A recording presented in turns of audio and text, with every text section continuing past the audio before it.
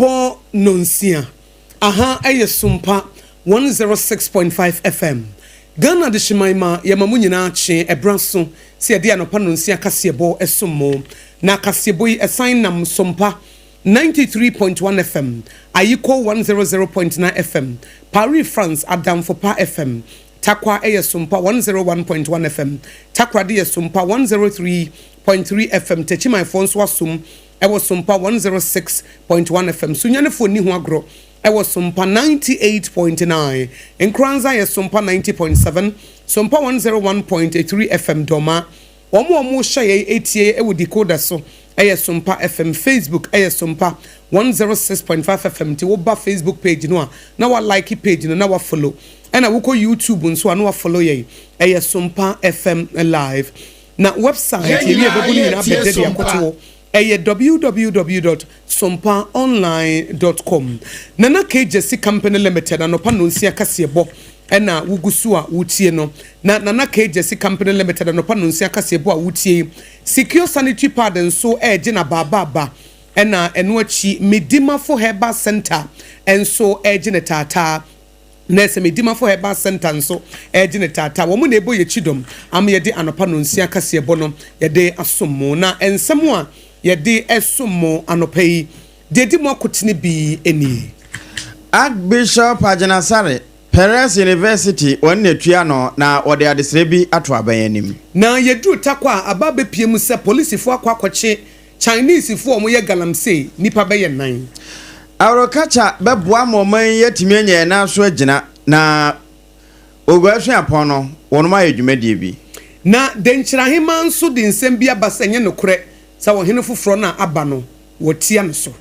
ebinum kasa na kure bi nso se anya na kure yese covid aba ewo legon na donkuma wo mra se badwafie se sa na tie de a ene so afo hwe ngumasia so ene apomudimo wo mrem Ghana mampanyini dada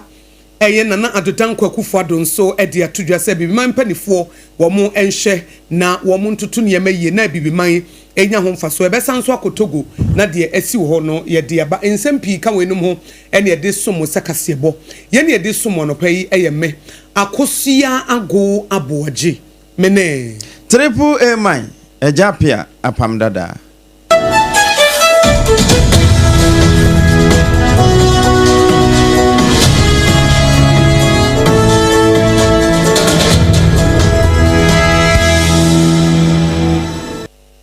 afi yanyebre na ekoba jese semprem anopa no nsia kase ebo no emu nsem yemfa mawo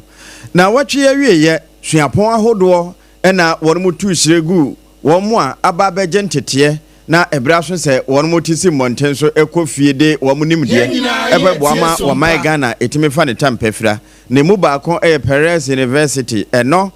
na Archbishop Ajanasare wo ye chancellor edema wonom no na dwumadie nase ena nenkase mu wode adesere to mampani John Dramani Mahama enim se ne nhyehyeye a wode aba titru ene reset agenda no wonoma so mutwe anya asamoketoa na mom wo mo kan we nyina no yese ajanka wote so wode ase anwumira na no panso wo hwede obedie wonoma hu se mampani de nhyehyeye bi aba senior high school ankura de no wo boa kura aso bi no masene eno achi saa aban universities anasuapon no a eno nso wadom efa wo ma ekọ kane wo mo ho eka no eno nso wo mbo na baso pa na mmoma wo ma ne wire mfi ankura de no esanse aban suapon ko ntime mfa ntete no ma dodo na na ka akira ankura de ne som enti so wo hwe aban de a ya wo hwe ankura nso nka ho na adom aboa ama sade wo man no wo pese wo kyekere no enkunimudie buo no watimi afa na wato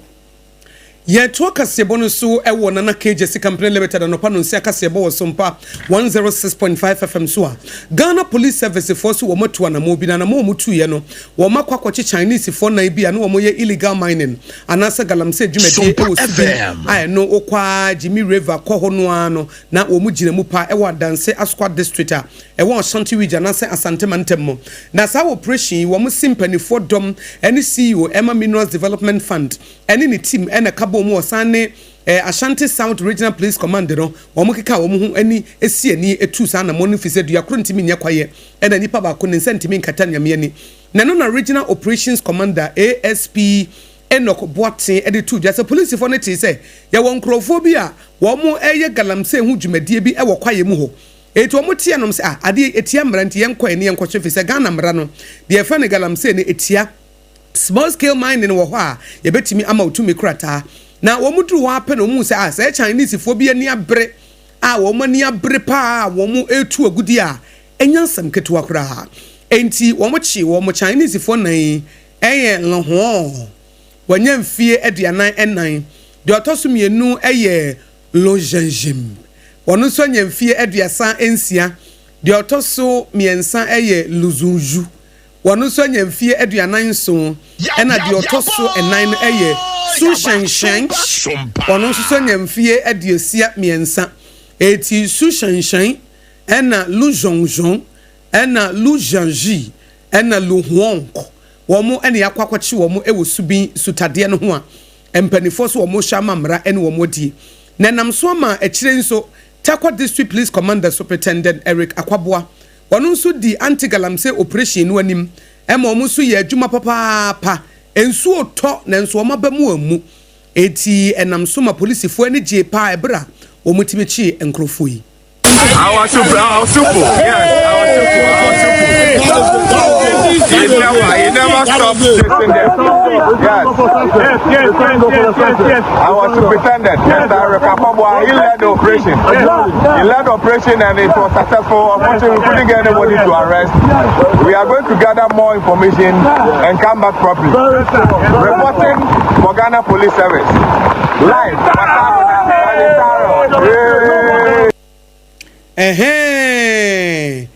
We dear. Monsan fan to subiem na social media man for he said dia police for no ebose wo mani agye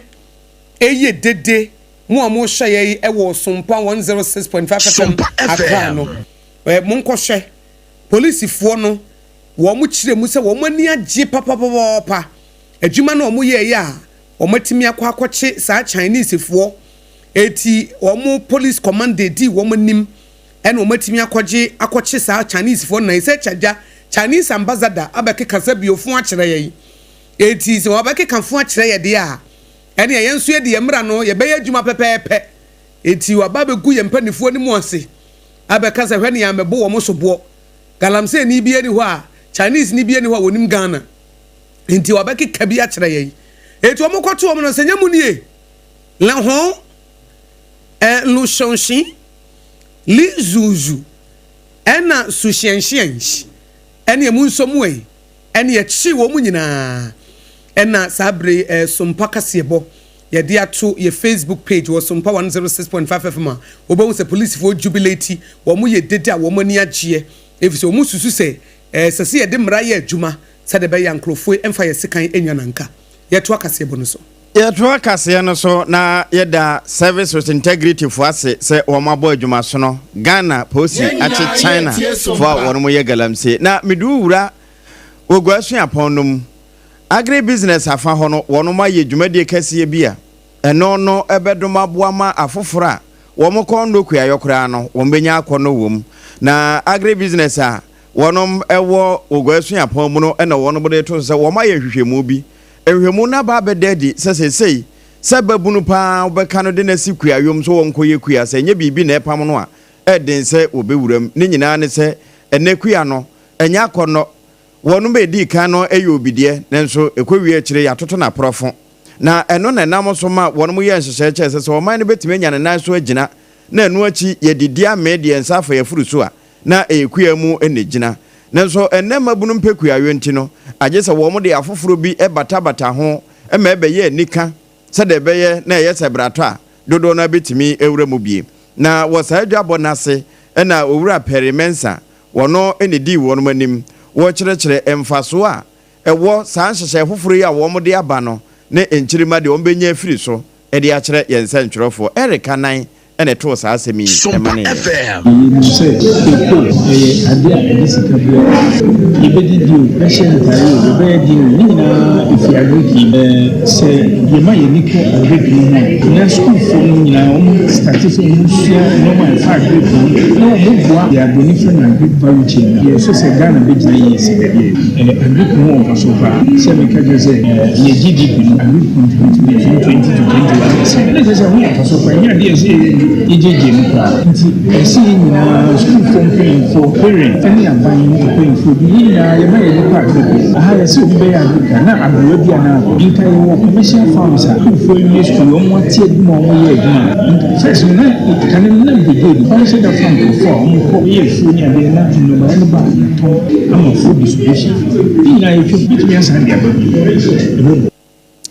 Yeura Perimensa ene penia Ogosu upon agribusiness students no wono ededi wono manim na ewie na asuafo no bia wo mo so adwabo yase wo mo nya asuahunu ne mfaso bi no de beto so achese entrepreneur no enye sese bi obi kwakobie na adwuma keke wo ye seminar ana ade foforo bi ede atoato so ene chese wono nso entrepreneur na awroka chem entrepreneur no wo mpa enti we no wono se agripreneur wo mo awokuayom enso betime de foforo bi aba beka ho amana be ya abefo na suahuna won mo asua no woni ensentrofo chebi. Our mission for this program is to empower agripreneurs and also entrepreneurs in the agribusiness sector. We realize that most of the people don't have more interest when it comes to agriculture. So we as agribusiness students, we are trying to make agriculture sexy for the young people that are coming. Take agriculture and agribusiness seriously. I would like to speak to the Ministry of Food Culture that they should reach out to these institutions, basically agribusiness institutions, because most of the students, they are creative, they have business ideas. So you should rather go to their schools and then pick these students to come out with their businesses. Most of the students, their products or their business that they are doing, you see, after the project or their staff, they don't use it. They just do it for their mark. After that, they just throw it away. And then they don't have people that will help them reach out to the people in the ministry. Enti Owura Joshua Jimanotete ene kasa ye chese ebinu wo ha omo de wo mano ene kokosua wo mu wi a edana no saa wo mfa ne nsa nka ho nanso wo ya wo mo akwakoje no wo mo de wo mo nsa nyina e ba beboa na entrepreneur we agripreneur wo no nso ano anwuma e wo kuayom Denchira ban hima akasa na Denchira Traditional Council nso abonechidom ama MMDC fo nyina nso e wo Denchira wo mo de wo mo ho ahyemu bi asan adan a nanu ne yeti se wo hene fufuro bi aba ne akaji no e wo Denchira no ban hima na akaji no na se yesi wo hene fufuro no yede na ko hye baabi a wo hye no wontimi mpie na sansemi na Denchira Traditional Council ene MMDC fo nyina ene mrahye badwafo wo Denchira nyina ahia ama apa Denchira East mrahye badwani Honorable George Anani Coleman ene mrahye badwani owo apa Denchira West ono nso so amoako jampa one nananom nyina Honorable wo ne nana ama ayensu asara wotoso miensa edi abetu dwese nsema Ghana fo tete wo social media say aha wo hene foforo aba yede na kohye baabi yede na sie akata no so ne ade no enye no kresa na sei no mo kan ono ane me de ka kyem se ye ba be si Denchira hene em se nipa dodo na wo platform bi so a onwa kasa achi Denchira hene ema Denchira hene no da bom sisi a enti em sa kakakra mo no a epie no ho enti mesre mamoma bibi sa no enye we and distract mo me ntumi enchi ohene ebra me kan kire nanano no emre no so a be friend nanano omo aba na yachi ehene enti yachine na e wo social media say yenya new Denchira hene no ken no ono a na achene ho ono a so odani wo ono a so obepi na mo me ama ayensua sara a me toso miensa a me ye Denchira oman eman binya enche Denchira hene oba wie nanama ayensua sara a wo toso miensa a me ye Denchira hema memu maso ate se menchi wo bi ankoshe kejim de wo o hye kejim no wono ana de ne ho akoshe kejim eti won hyem tambia opabia na wapie enye me na me de obi akoshe kejim eti de mu no social media so obi hye kejim a ye keka se Denchira wo manya hene foforo na enye me oba ahema me na metimi koche obi timetimi aba ba chimma ngode ana APAM na me de makɔhye keji sɛ bia ba menchi wo bia sa brefi sɛ mentimi nkɔkye obi emfa ne nkɔhye keji mu wɔ bra me mmɔ mpanifo amane eti de mawu wɔ social media ne wɔ hye keji mu no enye mea ɔno ankasa na ada ne ho kraman ɛne wakɔkɔhye keji mu ɛne ɔno ankasa nti wɔ bra ne wɔ pie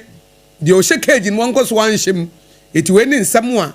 na ma yensu asa roto so miensa ɛde atodwama so mpaka se bonso yɛde asom wa no pɛyi ɛne na yɛtoa so a mede wura nwoma suam na no enkomo bi hyase boboi ekɔwie yɛ no dodo na akora de ahyase yɛ wɔ mo start bi nso de pranke amanfo sɛ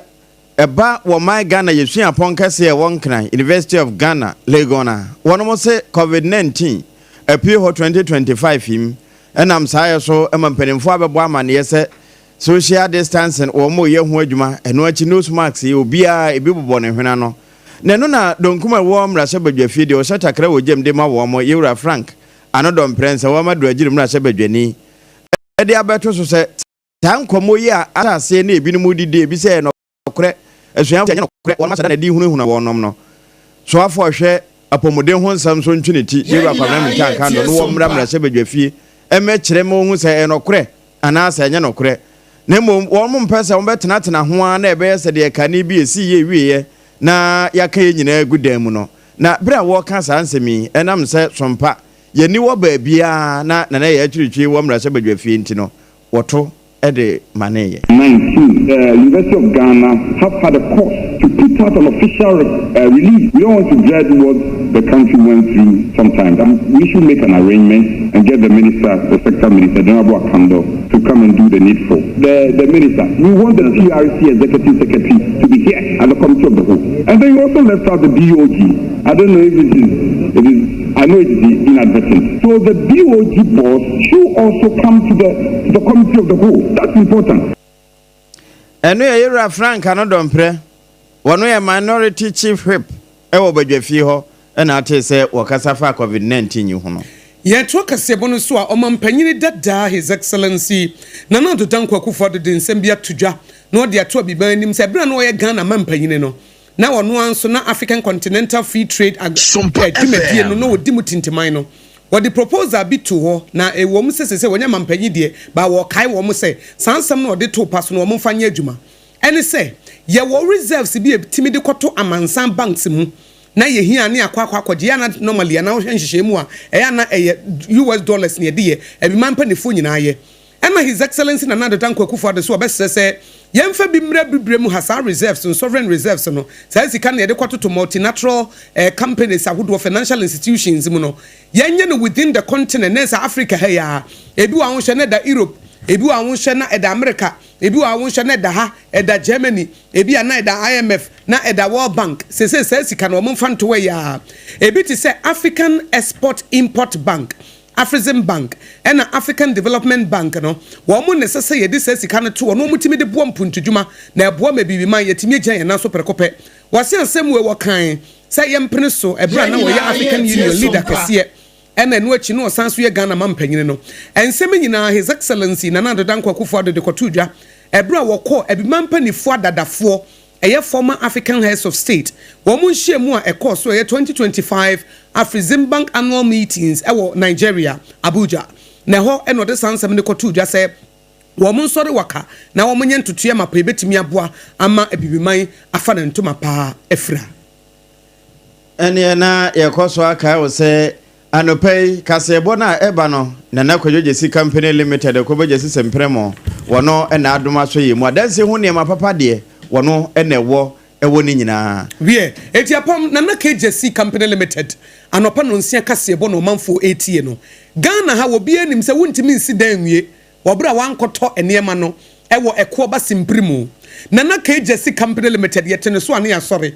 me se deɛ wɔyɛ nhyira no Nyankopɔn ka kyerɛ Abraham sɛ deɛ obɛhyira wo no mɛhyira no deɛ obɛdome wo no nso mɛdome no eti so obi yɛ nhyira na de ho kɔbɔ no a na wo so ayɛ nhyira obi yɛ no me na de ho kɔbɔ no a na no me no bi yaka wo eti emu aso ate sɛ ni obi onam obi na yɛ nhyira wo Nana KJC Company Limited Ghana ha wo mo ton adansi ho niema na obi ni wa wone ne yɛ pɛ wo bie ni wa wone ne yɛ pɛ wa ese kokromoti wo san wo bɔ pa enye yie Ghana ha our branches esin wo bia our depot esin wo bia your friend di enyame ehira no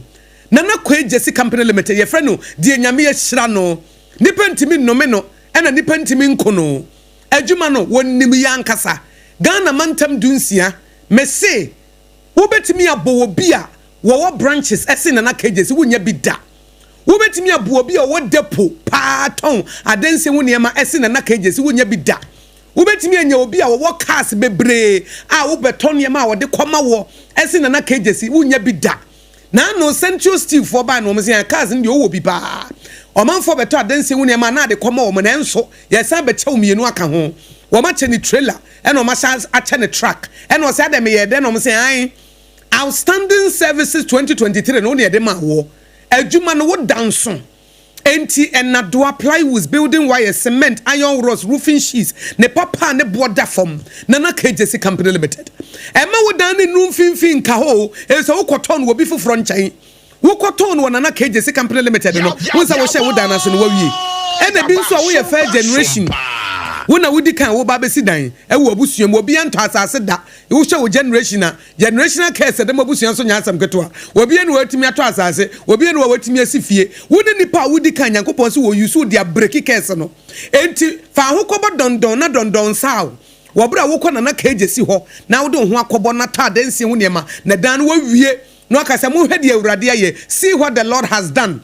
Seven sumetimi asimi dan awie nana KJC company limited say rent no be free na wo ankasa wasi wo dan ebra wo beto adanse wo ne ma free ne nchen an cry any komase wo ho frɛ no e wo 0204355040 0204355040 na wodem na secure sanitary pass no de yaje na ababa na no his excellency John Dramani Mahama say wo the free sanitary pass policy aba na one tom framo no ne wo beto Ghana and yes any his excellency Yemfanto Felix Kwachofo so government spokesperson and Yemfanto manim say secure sanitary pad na ye proudly made in Ghana ye the state of the art technology na ye na said ye branding ni city and said ye si fe na ma bambo ni ti wan ha beka say ya anum de ni bida bi eye Ghana ha ya ekoyie papa pel cotton na semu ni ntino say wo esemu kama na etare so ebinya de ebe waye ananse leakages bia beba bia ne ntaban no so etre bai efa baabia eti wunya bambo wutimi de akokodro kwa adwuma enkwada bebre edru menstrual season no mu ntimi nko school adan a me ho bese sanitary pad ne nyantia wo bo secure sanitary pass wo ahotoso se wo bambo wo mo long na extra sizes ehye maako dumienu omode ye adwuma secure sanitary pass ladies we are secured mo amu Kumasi amutie fa SOMPA 93.1 FM no Kumasi monko mama excellent cosmetics na mudru ho amose mo pe secure sanitary pad na motubi e wadum PZ na kwada so estate freno e was 0243862158 0243862158 opedo to anu akohu no supermarket corner shops malls online say no anu obi abusa it is a wo shop na we need secure sanitary pads na wa frɛ 0243862158 0243862158 na ansa ne ebe ho meso no Dr. Tam da so medimafo heba wo Kumasi a wo ye adwuma na ote se nkranfo ofre no eno se Kumasi de matena ho achemom na menye madinse metubata eno se doctor brankran ne ye bre be hye nkoda o manya stroke wa ha doctor se ampa wo bedru nkran no se ma menkobo mensesen e wo poku ase mayira wo born nsesen wo ho enipani wo bia ba no anya yaresa ene ye se ma ye bo mo ena wo ye bonini ena aware ye wuntime ngo ena ose bra wo ba me news ka wo wia no abedamase kohye wo mo wo ntafo ne ahenansa efiso mo komidimafo heba wo ba wo suo che edifo atrofobia juice ka di komidimafo heba Dr. Tamoda so ye kansa Tamoda so wo kwa wo behwewo no ama wunu a wo bewo afa ho afa wo ba wonye wo kapre wo wia no aba abedanase Dr. Tamoda so wo dia wo kwa akoka chense Dr. Tamoda so mete won kan wo sompankran ena omo ka kire me se wo de ye ba wo nche ne ye paawo a wonyi skagis wo wie ansa na oba bedamase ena doctor ansa na me ye no eti se wa bankran poko ase mayira wo firi Kumase agogo ho no de oda so ho ena wasa ba bie bi wo ye enkran ha poko ase mayira ena wo bo adwuma ema ne mema yare typhoid, malaria, diabetes, prostate issues, waist issues, ukotoje, nina wo adwuma. 85 was 0244 774-282 0244-774-282 and 050-0727215 050-0727255 Midima for Heba Center Dr. Tamodaso was one yankupon one ultimate healer one yaresa for papa yahumesu yaba yabetwaso 21st clinic yes sciatica expert sciatica no o nerves na wo to ase na fa wo siremu na fa wo nansia besi ase ho no se ho techema eno ene ye fa ne sciatica na etimi bubu o to ase ka wo se dwe wo siremu wo je ho ba bia enye na no na 21st clinic ba ye adwuma pa wo mu ye ntia basobo magine wo Ghana ha ene amono ne enya asem ketewa wo mu je international awards ahodo wo mu je local awards ahodo na anu nso na wo mu bie the only sciatica research and treatment center in Africa bibrim ha no ebi ni ba bia 21st clinic nkwa wo mu de bibidro ene besa o yare no masa de machine aka ho yare sabia yare bia wutimi de ko ne mama ade ba ko a wo magidi wo mu pa no sciatica ena stroke nso de kwa diabetes ne hypertension ne ade Ghana ha ba bia wo mu ho enkran ha sese ye wo Tantra Hill runabout se wo free enkran ba ye wo wonsa ni fa so wo fra masaman so na ba nso a wonsa bonkum so ho na wo behu ye 0540 311 311 0540 311 Next 21st clinic. Still, woman is sciatica expert. Munde dinam se menya foreign call. Hello papa. What do be a new? Se me feel London, eko US. Na no crowd wo kura fa me gba mamania. Na papa mo ho te sei. Awurade aduma haboko. Na ko jejesi. Eko ba sempene mo. De woton adansi ho niam no nso. Wo hye ho de. Oh, wo hye ho. Eko ba. Mesi wo ba aduma kura sre kane no a. Na wo dru US won so manfo bo ndin sa na. Hey papa US hakura de. Na ko jejesi company limited agi ba bia. Wo Holland, Germany, France, Italy, London, Canada. Eba adansi ho niam de a. Obia se na ko jejesi company limited. Na matese wo bie depo kasie bi e wo kasoa. E ho na wo bia koto adansi ho niam. Na eye no kura papa. Oh, no kura pa. A police station in Chenhua. Hey, akuo ba sempre mo no. Onye mereda. Hwe, we kura no miensa mua ene obi en foforo yawo. Ba ko abu akwase paase kumase. Ene ba ko so pokura se nkran ha. Obi ase na kodwojasi eye bemaba e wo dansi mu. Waton cement, iron rods, banding wires, and adua plywood and just said about dance roll. Te se bibia e de hye e dansi ase de ko wie. Depo no nyina nso eye tufo bo. Wo du kwa mu a, wo kodwa free. Accra we AKOSUA depo ene pokura se de no kra to nchen a. Wo sa wo bu Akoteman, Tantra Hill, Iron City. Amanfrom wasa bie depo kese so e wo Koshiman Kumasi sepase depo no kra da nchen a ebi so magazine road head office no wa bie depo kese so e wo da de ntem edweso Accra road Femeswa opposite Alhaji Salia ampaba meboshen Tanoso Breman and Amanfrom numbers of man for the free 0244 313 752 and 0244 41 93 Nana Kojejesi Company Limited. Hey, akuaba simple mono. Hey, medo. Edrano pa wutimi to wo boase. Echichiwusi o. Do. Na so ni se medie. Me the yas toothpaste and the brush and the twitwi mesima menya homka. Senti na ye bokoyi. Na medie me all time favorite. Eye yas herbal toothpaste and the brush. Abua me ama sesei. Menum so a enwunu anasa de ehia. Mfimfim me biem na won hwasa mesi aye fita sesrecha homa na et brightens yas whitening toothpaste and the brush and me di hwimese enti na wo se afei na yas total care gel toothpaste and the brush ne de ebo wo se ho ban demu ne nyina ema wonum ye sham. Oh yes, enu krotrodo yas herbal yas whitening and yas total care gel toothpaste and the brush abusuan chamfa se wo pedudu tu e won kran ha for Leicester Ghana Limited and was 050-161-9588. Leicester Ghana Limited and the yas toothpaste mo ahodo and the brush abadwaso ababoye. Kweku minim so ayeshe me krama nane na so ebony show ho Embasso. Malehon Sepeno. Ebony Condoms comes in different flavors and available in all pharmacies, chemical shops, over-the-counter shops, and pubs. For bulk purchases, contact 055-230-0075. Ebony Condoms, Ghana's most pleasurable condoms. Make it worth it. We got peppermint, strawberry, vanilla, chocolate. We got peppermint, strawberry, vanilla, chocolate. It only the view is a condom. The condom only then it's not on, but it also got as a condom.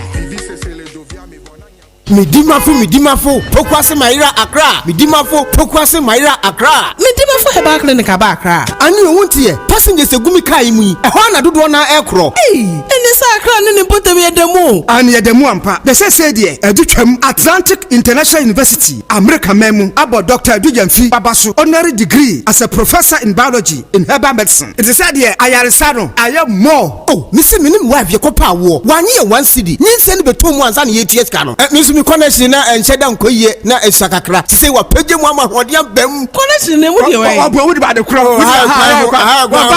de kro ya ka stroke nso de wo fa no small chese agidi wa wu ani de asie no yare bia etatia e wo Dr. Tamda so andi so diabetes, hepatitis B, prostate, hypertension, malaria yare bia kumasi say wo agogo opposite government school no na nkra so obepiem e wo pokuase mayira kwan no so for doctor 0244 774 282 and 0500-727215. Midimafo Herbal Clinic. Wudimafo ne hwa.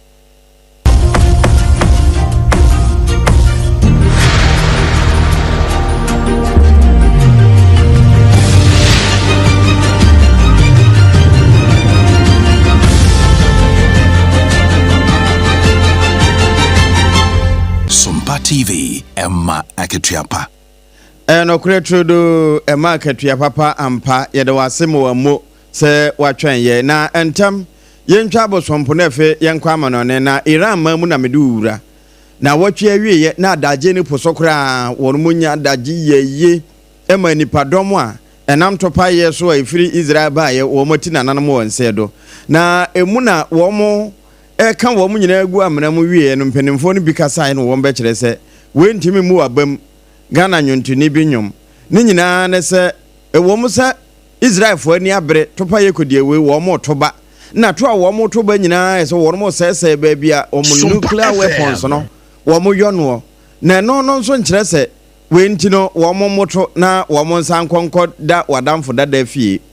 wo mo keka won ho ayire so abosome se tie bia wo mbesan asesan ne emam na emu na Abdulrahim Mozavi wono ena eba Iran ho a wo yesra adom no pani wo de to so chese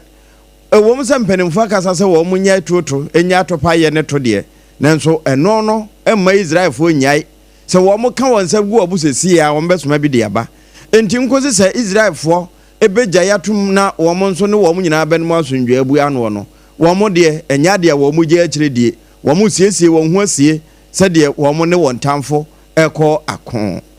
na ye boy na ye wie nso na ye wie wo Togo na Togo asem efiri ho aba ene se demonstration kese ekoso na kwanya aban no efaso etietua temamufo fa hodie so na enya asem ketewa temamufo se oman no omo bre Togo man ntimi mfa no ntuma pamfra eti mampanyi foreign na simbe a wono 2005 obedi oman so 20 years nie womo council bi sa council ro koda no na chese wo de wo free office da wakwaya ne ho head